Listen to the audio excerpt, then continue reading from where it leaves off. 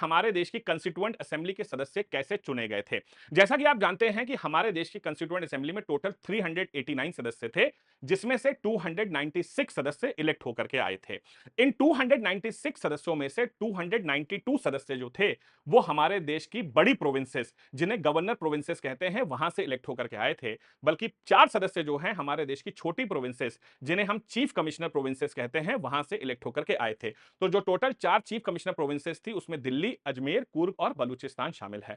तो इस तरह से 296 सदस्य हमारे देश की कंस्टिट्यूएंट असेंबली में इलेक्ट होकर के आए थे। लेकिन सबसे बड़ा क्वेश्चन जो एग्जाम में पूछा जाता है, वो ये है कि इनका इलेक्शन कैसे हुआ था?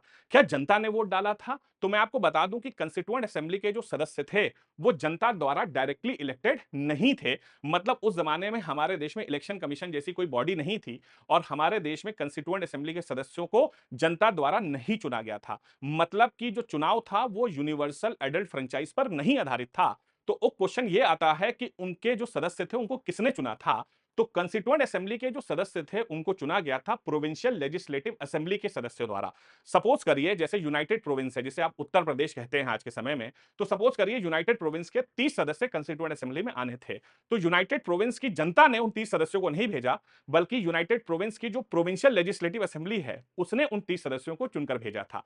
मतलब जो इलेक्शन था वो डायरेक्ट नहीं, वो इनडायरेक्ट इलेक्शन था। और इसीलिए जो बड़े क्रिटिक्स हैं हमारे देश की कंस्टिट्यूएंट असेंबली के, वो हमारे ऊपर आरोप लगाते हैं कि हमारे देश की जो कंस्टिट्यूएंट असेंबली थी, वो ट्रू डेमोक्रेटिक बॉडी नहीं हुआ करती थी, क्योंकि वो जनता द्वारा डायरेक्टली नहीं बल्कि इनडायरेक्टली इलेक्टेड थी। आई होप कि आपको वीडियो इंफॉर्मेटिव लगा होगा। आज ही डिजिटल वेंचर्स के यूट्यूब चैनल को सब्सक्राइब करें और प्ले स्टोर से जाकर हमारी ऐप को डाउनलोड करें। पॉलिटी को और भी एडवांस लेवल में पढ़ने के लिए आप मेरा पॉलिटी का कैप्सूल कोर्स डिजिटल वेंचर्स की ऐप या वेबसाइट से मात्र 299 रुपए में जाकर खरीद सकते हैं। मिलते हैं अगले वीडियो में। Till then do take care of yourselves. जय हिंद, जय भारत एंड वंदे मातरम।